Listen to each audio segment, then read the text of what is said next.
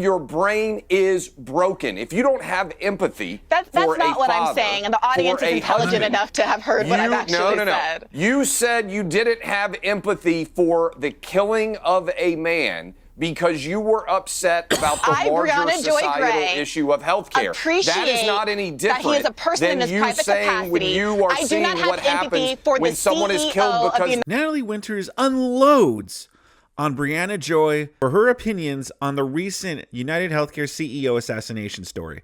Let's see how this goes down. As his role as the CEO of United Healthcare, I'm afraid I'm with the overwhelming majority, bipartisan majority of the American people who say, I'm saving my empathy for people who are much more vulnerable, and have caused a lot. Right. Less So to harm be in the clear, world. you don't have any empathy for him after he was executed. I personally don't. Right. Okay. Well, at least you're honest. Let me go to Natalie Winters. I mean, I find this staggering. You've got to remember, the left is supposed to be the party that cares so much. All of them have their "Be Kind" hashtags. They're the caring ones, the kind ones, and they can't even bring it in their hearts to say they find a shred of empathy for a man who's just been executed, who's the father of children, the husband of a loving wife, and so on. I find that just staggering, that you can't, on a human level, have empathy for the murder of someone, but also make your point about the system in which he was an executive. What's your response? I mean, it's absolutely shocking. And look, what it gets to the core of is the continued dehumanization of people, because in the sort of culturally Marxist paradigm of oppressor versus oppressed, you're allowed to do whatever you want to someone who has allegedly, or in this case, I'm not a supporter of the United States healthcare system or apparatus. Believe me, there's so many problems that need to be fixed and adjusted there. But condoning, which is in effect what these two panelists are doing, the assassination of him by a roundabout way by saying, well, the healthcare system is, you just told me that you had absolutely no empathy and that you think what people are doing by gunning down healthcare executives because of bad decisions. And by the way, I do not condone vigilante violence in either instance. So don't misrepresent my view. If you can make your case without telling a lie, miss, then you should do it. I have empathy for the 68 million Americans and their families who are killed every single year by the policies of the United Healthcare system with its $32 Okay, look. Listen, Briahna, I'll let you speak, Briahna. Let Natalie have her say, and then I'll let people respond. By the way, if you think Luigi Mangione is someone who you maybe have empathy or sympathy for, this is someone who had a very privileged upbringing, background, very wealthy family. The CEO of United Healthcare is someone who came from a working class family, went to state schools, didn't go to the University of Pennsylvania. Like I said, I'm not defending the healthcare system writ large, but to say that you don't have empathy because you view him as an oppressor of the American people is a perversion, not just of the system of law and justice in this country, but that's extreme. You just said you don't have empathy for a man who was murdered in cold blood on the streets of New York. So what do you have for him? You are Sympathy? obsessed with this oppressed language. It seems to be a bit of a kink. You are so much so that you just said you don't have empathy for a murder victim. I said, let me be clear. I said as a person, interpersonally, of course, he has a family, and those people are feeling grief, and those people, as far as I know, are innocent in all of this. But the question is, here's the real question. Why are we asking random pundits, who might personally have been victimized, by the way, by someone like Brian Thompson, why they would have empathy for him and their family, while there's no question being asked about who has empathy for the tens of thousands of Americans who are killed every year by the policies that Brian It's funny because she projected onto Natalie Winters, this Briahna Joy here, Natalie, about the whole, you seem to have obsession with oppressor and oppressed. No, Briahna Joy, you have this obsession with oppressed and oppressor. Like, you keep thinking, well, what about all those millions of people who are hurt by the healthcare system, blah, blah, blah. Yeah, Briahna, that doesn't give you the right just to go and murder the CEO. That's not how it works. You can't just do that. By this same logic, Briahna Joy, listen, I don't know much about this woman. I don't know how much money she has or whatever like that, but the fact that she's on Piers Morgan show, I'm going to assume that she's doing pretty well. Okay. I'm not sure if she's a millionaire or not, but I'm sure she's doing pretty well. So by that logic, she's on here, she's spreading lefty propaganda. I should be like, yeah, well, you know what? People who go on TV and spread lefty propaganda that has caused tons of harm to Trump supporters and Donald Trump himself, because there are people who have made attempts on Donald Trump's life. By that logic, then I should be able to go to Briahna Joy and just unalive her in the middle of the street. By her logic, that's how things should work here. And yes, great point by Natalie Winters. That Luigi Mangione dude, he's a privileged dude too. He's not some lower class. Oh, he had a hard time. He got hurt and he couldn't support his family because he was hurt, and the healthcare system just left him in the cold, and therefore, he had no other choice, or he felt like he had no other choice. Like, no, that was not the case. He's a privileged dude as well. He's a privileged guy. And so these wacko lefties up here defending this privileged dude, it's utterly insane. Millions and millions, All right, Clay, I can tens of see. millions Hang of on, dollars hang on. off of. Okay, Why are we hang on. talking All about right. the fact that this You've made that 25-year-old, point, yeah. 26-year-old perpetrator, alleged perpetrator, Yeah. went to an Ivy League school when obviously he was so still financially precarious, or obviously we don't know, the facts will come out. But the fact that someone who is relatively privileged in the United States of America can still feel so overwhelmed by our healthcare system that they would go to these lengths, that people who are relatively affluent still find themselves in medical bankruptcy, as you so rightly pointed out earlier, Piers Morgan, that 50% of families that have a cancer diagnosis in their family in the United States of America go bankrupt. That is where the moral outrage should lie. But Listen, when you go on don't elite get me programs, wrong. Listen, no I offense, think- Piers, who listen. have wealthy, affluent Listen, hosts, Briahna, the focus Briahna. seems to be on the All right, family time of the out. millionaire Time and out. not on the families of You the made people your who have point. been terrorized by this All healthcare right, system. you made your point. Listen, I'm in London at the moment. In the UK, we have the National Health Service. It's free healthcare for all. So I find the whole system in America completely baffling, that a country of your size and power and economic muscle can't have a better system where people don't fall through the cracks in such large numbers. I completely agree. But that is a separate issue to the execution of someone in the street. Clay, I could see you were rolling your eyes But there. it's not a separate issue. Well, let me bring Clay in. It is a separate. Piers, I'm in Israel right now. I just been touring a lot of the kibbutzes where there were people who were murdered because they were Jewish. I can't help but see the analogy here. You can be upset with a larger societal issue. It does not justify murdering people because of it.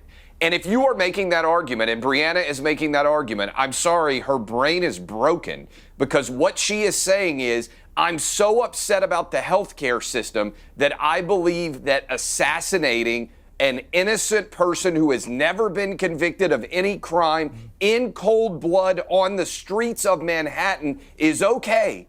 Then your brain is broken. If you don't have empathy That's for not a what I'm father, saying, and the audience for is a intelligent husband, enough to have heard what I've actually no. said. You said you didn't have empathy for the killing of a man because you were upset about the I, larger Briahna Joy societal Gray, issue of healthcare. appreciate That is not any different that he is a person in than his you private saying when capacity. you are I do seeing not have what empathy happens for when the someone is CEO killed of because United they're Jewish, Healthcare. that you're And not by happy the about the way, situation here. Neither It's do justifying millions of Americans violence who've been based victimized by on Brian a larger themselves. societal All right, issue let me- that you don't look, like. okay, And by the hang way, on. this Clay, is not a may I healthcare respond? debate. Yeah, I People want to are play. I want to unhappy play about two. I want to healthcare play all It two. is over a the healthcare place. debate. Hang on. I want to play. It is a healthcare Hang debate. on, It's a Briahna. It's a Desperately want it not murder to be. debate. Yeah, it's a. It's a murder debate, I not a agree. healthcare debate. People are not excited about. Wait a minute. People are not excited about murder. There are thousands of murders that happen. Well, maybe not thousands, but hundreds, whatever, dozens of murders that happen every day in the United States of America. And those perpetrators are not being celebrated by the public. The public right now is feeling empathy for Luigi. They are feeling some kind of catharsis, schadenfreude, whatever you want to So you're call it. feeling that's empathy wrong. for an This is not the healthcare executioner, system. but not the He's person he a executed. cold-blooded assassin. No one should be feeling empathy for Exactly. him. He's a rich kid with a broken brain, Totally agree. probably like you. Okay, I want to play two. Yeah, absolutely. Broken brain, Briahna Joy. I like the sound of that. Because yes, their brains are broken, but their brains have been broken for a long time. This is nothing new. Like I said in another video, I was more shocked at the right-wingers supporting Luigi Mangione. Like, hello? What are you doing? This is... like, the reason Ben Shapiro thought it was overwhelmingly left-wing or a left-wing thing is because right-wingers don't support vigilante violence due to this type of Marxist politics. Okay, it's the left that advocates for violence when they feel that they're unsatisfied or unhappy about something. It's the left that completely supports violence and destruction when they don't get their way. Just look at the Summer of Love if you want any proof. Okay, oh, there's injustice here. A black guy was unalived by a cop. Oh, well, that completely That completely makes burning down of buildings and cities, and by the way, people being killed during those riots as well, that completely makes it okay. Completely makes it okay. Oh, you have a Trump sign on your yard, or you're wearing a MAGA hat? That makes it completely acceptable if I go up and physically assault you or verbally harass you. That makes it a-okay. Oh, someone took a shot at Donald Trump? Oh, well, the only bad thing is that the guy missed. It is the left that advocates for all these things. They feel it's justified. But the thing is that they're not even consistent. They only look at it from their broken brain lens about who is the oppressed and who is the oppressor. If a black man goes and unalives two cops who were just sitting in their car, they weren't even doing anything, they were just sitting in their car, and a black man goes up and shoots them in cold blood, well, that's okay, because that black guy is angry. They're looking at through the lens of black guy is oppressed, white cops are oppressors, so therefore it's completely justified. Totally spot on. Their brains are broken. What do you guys think about this? Sound off in the comment section below. Subscribe if you like content like this. Let's continue. I want to play, first of all, a mashup of the reaction to our Taylor Lorenz Joy clip, which has gone very big in America. Let's watch this. That is this ideology. She has joy for a guy getting murdered in the streets of New York. I just feel like saying that you feel joy over someone getting assassinated, like even if you do feel that way, I just don't think it's helpful to say that. She in her mind is like a man that worked for a company at the highest levels died, so she feels joy. Okay. And now this woman is all over online on her Substack and elsewhere trying to justify this man's murder, and goes on with Piers Morgan on his YouTube show last night. Wow, we have a real problem in this country. The left has a real problem.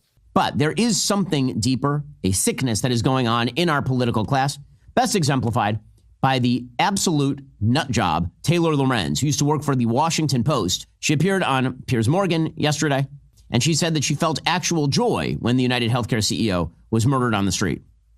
Now, John, before I come to you, I want to play Joe Rogan, who interestingly had this take. I don't think this guy was a professional. I think this guy, if I had to guess, some guy who got fucked over. Apparently that company is really bad on denying claims. 34% denial rate. And normal's like, like 16. Yeah. Yeah. So those guys. I don't think anybody's going to be crying too hard over that guy. Yeah, maybe his family, but that's about it. Yeah. It's a dirty, dirty business. Real quick, I'm not an expert on healthcare plans or whatever like that. Is 34% rejection rate, is that high? Because on the flip side, you could look at it as, well, that means they accept 76% of claims, right? Or 66% of claims. See, me smart. But it's a general question that it's a genuine question that I have, because I don't know, are insurance companies, do they usually go with, I don't know, a 95% acceptance rate, 96%? What's the average? And two, if it is a terrible average, if that is really high rejection rate for an insurance company, then why does anybody have that insurance? People should leave that insurance, cancel insurance, try to find another policy. And then United Healthcare would be forced to have to change their policies or forced to change their ways. I don't know. I'm not an expert in this stuff. I don't have United Healthcare, so I have no idea how they do things. If you know more about this, feel free to sound off in the comment section below. Let's continue. Insurance is fucking gross. No, but Joe, I mean, it's interesting there. Joe Rogan, he didn't come out and say he felt joyful, but certainly no great tears being shed, no great expression of sympathy. As Briahna, I mean, I wouldn't have phrased it the way she did. And I think to admit you have no empathy for someone when they've been murdered is very bizarre. Joe Rogan and I had the same take. Yeah. Well, that's what I'm about to make the point. Joe Rogan and I had the exact same take. Allow me to conduct my own interviews, Briahna, if you don't mind. Which I mean, there's not a massive amount of difference in response there. So is there a point here that the issue of healthcare in America is angering so many Americans because of these denial rates and so on, that this was almost an inevitable conclusion to this, that somebody at some stage was going to turn violent? Yeah, let me respond to Clay, your question, and also the clips. First and foremost, I for one have said that I'm against vigilante violence. I have the capacity to feel empathy for unarmed individuals who get killed. What I find fascinating about the framing is, where is the pearl clutching? Where is the outrage? It seems very selective, right? So if you're in Israel, Clay, I'm glad you're there. Talk to everyone. Go visit the West Bank and talk to Palestinians if you truly want to have empathy. When we talk about framing, right, I think Clay said, just because you're angry about a system doesn't give you the right to commit vigilante violence. I agree. Just because you're angry and you think that Donald Trump won the 2020 election that he lost, it does not give you the right to be part of an incited violent insurrection where you hurt and harm Capitol Police, take a shit in the U.S. Capitol. Some people come armed to assassinate people. By the way, just over the weekend, Donald Trump said he would pardon those people, traitors, violent insurrectionists whom he called hostages. I see no condemnation. I see celebration from the right. Another story about murder, how common it is. Another Daniel Perry, a white man, a veteran. He was convicted, Piers, just a couple of months ago. He was convicted by a jury of our peers for killing an unarmed white man who was attending a BLM rally with his black girlfriend. Governor Abbott of Texas, do you know what happened? The story no one talks about. Governor Abbott of Texas pardoned this man who was convicted by a jury for killing an unarmed white man. MAGA celebrates it. So when do we celebrate and when do we not? And right now, to go to your question, this comment that Joe said and what Briahna said and what I said is the loss. It does not give you the right to be part of an incited violent insurrection where you hurt and harm Capitol Police, take a shit in the U.S. Capitol. Some people come armed to assassinate people. By the way, just over the weekend, Donald Trump said he would pardon those people, traitors, violent insurrectionists whom he called hostages. I see no condemnation. I see celebration from the right. Another story about murder, how common it is. Another Daniel Perry, a white man, a veteran. He was convicted, Piers, just a couple of months ago. He was convicted by a jury of our peers for killing an unarmed white man who was attending a BLM rally with his black girlfriend. Governor Abbott of Texas, do you know what happened? The story no one talks about. Governor Abbott of Texas pardoned this man who was convicted by a jury for killing an unarmed white man. MAGA celebrates it. So when do we celebrate and when do we not? And right now, to go to your question, this comment that Joe said and what Briahna said and what I said is the reaction to the murder of Brian Thompson is what I'm fascinated about. It is inevitable, I believe, to answer your question directly, in a country, the most powerful, wealthy country on earth, right? That where we pay more money than any other country for healthcare, where so many people, so many adults, their number one debt, Piers, is medical debt. I had a daughter who is a stage 4 cancer survivor. She 5 years on, she's cancer free, full liver transplant, she's a little diva. A person like myself, Piers, the only reason I had insurance is through my wife, who's a doctor. We're pretty privileged compared to most people. If I wasn't able to get help from my family and friends, I would be in debt. I would be $200,000 in debt. Piers, I had to do a GoFundMe, and that's me, a person with relative privilege. So look at the reaction right now. And I keep telling people, for CEOs, I mean this sincerely, if you are in healthcare, if you're a billionaire, if you are a CEO, if you're a 1%, look at the bipartisan rage from Briahna to Joe Rogan about the healthcare system where, millions of Americans, Piers, I don't think they're evil. I'm telling you, I've never seen anything like this in my life. I know deeply empathetic people who looked at this murder and said, I feel bad for Brian, but you know what? United Healthcare screwed over a lot of people. Okay. I have a story. Okay. And the system has to change. Well, listen, So it's fascinating how this is still continuing. Like, I thought I had hope for this country that we were kind of moving past all this idiocy, that we're kind of escaping clown world. Because the left always does this. They come out and they act stupid about something, or like they act disgusting about something. And then when we call them out on it, then they try to frame it as, well, we're just upset about this. No one is defending the healthcare system, okay? I'm not defending the healthcare system. Yeah, it definitely needs improvement. I don't think we need socialized healthcare, Piers Morgan. But yes, we do need to fix our healthcare system. I am complete agreement with that. No one, they keep saying it's bipartisan, and they're trying to say it's bipartisan. Yes, I know there's a lot of right-wingers who are like, yeah, man, F that guy. And again, what are you doing? But no, this is not a clear-cut bipartisan view that it's good that this dude got murdered. Okay? It's not. I'm sorry. There's a lot of sensible people that are like, listen, the healthcare system sucks, but that doesn't mean we can just murder the CEO. That's not how it works. And so, and again, this dude, you can already tell his political leaning because he keeps bringing up January 6th, completely ignores all the destruction and chaos about the BLM riots, which they always do. They always go to January 6th, even though there was more violence and more destruction done in the BLM riots than January 6th. In terms of he's talking about Trump pardoning January 6ers, yeah, because these January 6ers, they're getting these severely harsh punishments in some cases for just being there or just for crimes that are way less. Like, there are people who have done way worse that are serving time for way less compared to these January 6ers. And then you want to bring up the Palestine thing. Again, the difference is right-wingers aren't celebrating the deaths of Palestinians.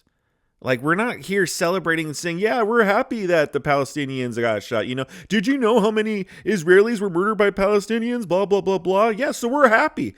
Like, no one's saying that. Like, we're not coming on here making the same type of arguments, acting exactly the same disgusting type of ways as the left does when there's actual a murder or actual violence caused or destruction. We don't come on here and celebrate it. Even me, even though I don't think January 6th is the worst day ever, I'm not a fan of January 6th. I'm not saying January 6th was a good thing and it's okay. Heck no. See, I'm consistent. But these lefties are not. They're good when it's, again, they're looking through this lens of oppression. They're good when it happens in certain situations. They would be down to tear down statues of like George Washington, but I bet if I were to go and tear down the statue of George Floyd, oh, they would be upset about it. Then all of a sudden they would have a problem tearing down statues. They're not consistent. Their brains are broken. They only look at it through this Marxist oppressive lens. Let's continue. I think the system has got to change. I totally agree with that. Let me bring Natalie in. I want to pivot to Daniel Penny now, because it really has been a tale of two vigilante stories, very different stories in my estimation. You know, I am very pleased that Daniel Penny was acquitted of committing Penny was committed of any crime, because I believe he was a hero. I believe that he was a Marine veteran on the subway who recognized a dangerous situation. He knew nothing about Jordan Neely's background at all. He didn't know that he was a homeless man or he had mental health issues. He didn't know that he had a criminal record as long as his arm, 40 plus offences, including several involving violence, including against old people. He didn't know anything. All he knew was this guy was ranting and raving, talking about killing people, prepared to die, prepared to go to prison for the rest of his life. And in that moment, the military instinct kicked in. It seems to me, I've got a lot of military in my family. It kicked in instinctively. He knew how to restrain him, and he did restrain him. And tragically, Jordan Neely ends up dying. He was high on drugs at the time, but he ends up dying. And I can absolutely have empathy for the death of Jordan Neely. It shouldn't have happened. It was a tragedy, but it was an accident. And Daniel Penny did not want to kill him, obviously. He wanted to stop him potentially killing the passengers, women and children. I was struck by the fact that of the 11 eyewitnesses who gave evidence, 9 of them said it was the most terrifying experience they'd ever had on the subway. Not what Daniel Penny did, what Jordan Neely was doing before Daniel Penny apprehended him and and got him under control. So I don't understand how anyone who looks at this with a logical, common sense brain could possibly construct any argument that says this is the new George Floyd, this was a white supremacist, as they called him, a racist who only picked on Jordan Neely because of his skin color. And by the way, the system betrayed Jordan Neely and all these things. Really? I just see a deranged, violent guy with a long criminal record threatening to kill people, and somebody, thank God, stepped in to stop him from potentially carrying out his threat. You also don't see that systemic violence. Oh, sorry. Well, hang on, Joy. This is for No, I'm sorry. Natalie. I will come to all of you. Don't worry. I will come to all of you.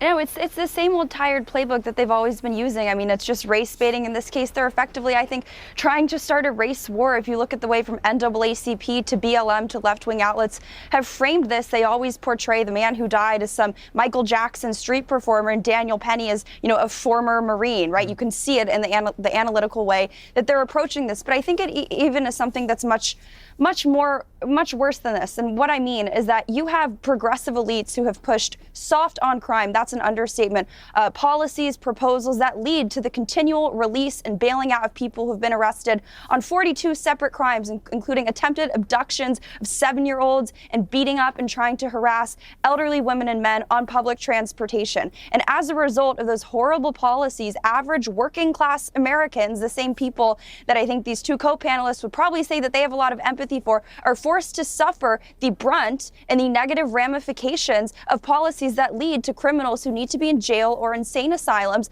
plaguing public transportation, especially in New York. Yeah, I agree. Well, let me go to Briahna. Briahna, you know, I've seen people coming out saying the most ridiculous things about this case. There is zero evidence that there was any racial motivation whatsoever for Daniel Penny's actions. There's zero evidence of him ever being any kind of white supremacist. And the interview he gave last night, he's a publicity shy guy. He doesn't want to get involved in anything like that, who's had his life nearly destroyed by what happened, but says he would do it all over again in the same circumstances. We used to salute people like this. We used to literally give them awards for public service. Why is he being vilified? So I'm not interested in doing identity politics. That's not my game. I wasn't interested in talking about the race in the other vigilante case, and I'm not especially interested in talking about race in this one. I think, as is often the case when race is evoked in the United States of America, the underlying issue is really class, and this very much is a class issue. This is a person, Jordan Neely, who was clearly in the middle of a mental health episode, who was loud, who was threatening, who was making very grievous threats that I think sincerely scared people in the subway. Look, I'm from New York, Piers. I know what it feels like to feel intimidated by someone who is having some kind of mental episode or is just a violent person in a subway car. And I think it's legitimate to feel afraid, to want to move to the other end of the car like so many passengers did, to want to get off at the next stop, to even call the police. I think what's really unconscionable is that New York City has a $6 billion police budget, and there never seems to be an officer who's actually trained to de-escalate these kinds of situations in the car where they need to. They're out standing at the turnstiles trying to spend tens of thousands of dollars of salary to catch subway evaders who've stolen $2 in change by jumping over a turnstile. I think the critical issue here is the question of how Penny intervened. I think the idea of wanting to intervene to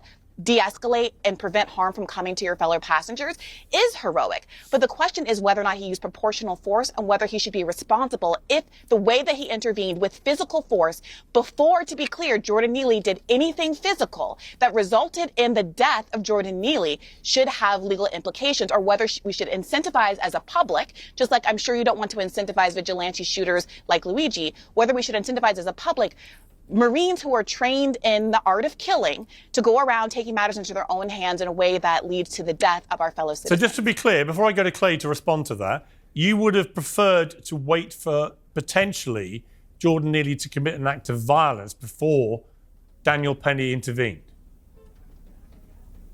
I don't think that you yourself use violence against someone first. I think that that's a golden rule that we learn in elementary school, that you don't put your hands on other people. So you would have preferred him to wait to see if he attacked a woman or a child or whatever, and then it would be okay to intervene? Not at all, Piers. I'm glad you asked for clarification. I think that Daniel Penny could have put his body between Jordan Neely and the other passengers, could have put his hands up, tried to de-escalate, and myriad ways that I think we could imagine someone who had proper training, like a police officer or a mental health professional, would have done. But I'm asking you, Piers, is it impossible for you to imagine a kind of de-escalation that didn't result in the strangled Well, I wasn't there, but I mean, of a clearly mentally ill person? Listen, I'll come to Clay now. I mean, Clay, I wasn't there, you weren't there, none of us were there. And we do know it was all over in 6 minutes. He did it waiting for the police to arrive. He apparently applied a military technique where he applied pressure, then he took pressure off, then he applied pressure again. And that's a technique they use for restraining people, which is what the military are taught and trained to do. And clearly something went wrong. We don't know if it was affected by the fact that Jordan Neely was high on drugs and whether that affected things. We just don't know, right? What we do know is he died. And that is a tragedy, and I feel absolute empathy for him and for everyone involved in that. And I feel it for Daniel Penny. But I don't see what Daniel Penny did wrong. He was trying to protect people. Well, neither does the jury. Right. Neither does the jury, Piers. And I think that's the big takeaway here. This was a racially diverse jury in New York City. that looked at all the evidence surrounding Daniel Penny, and they unanimously said this guy did absolutely nothing wrong from a criminal context. Yeah, absolutely right. And Briahna Joy is being a little disingenuous when she says, well, it's not a race thing, it's a class thing, it's more of a class issue. I mean, listen, yeah, that's true, but I think a lot of these Marxists conflate race with class.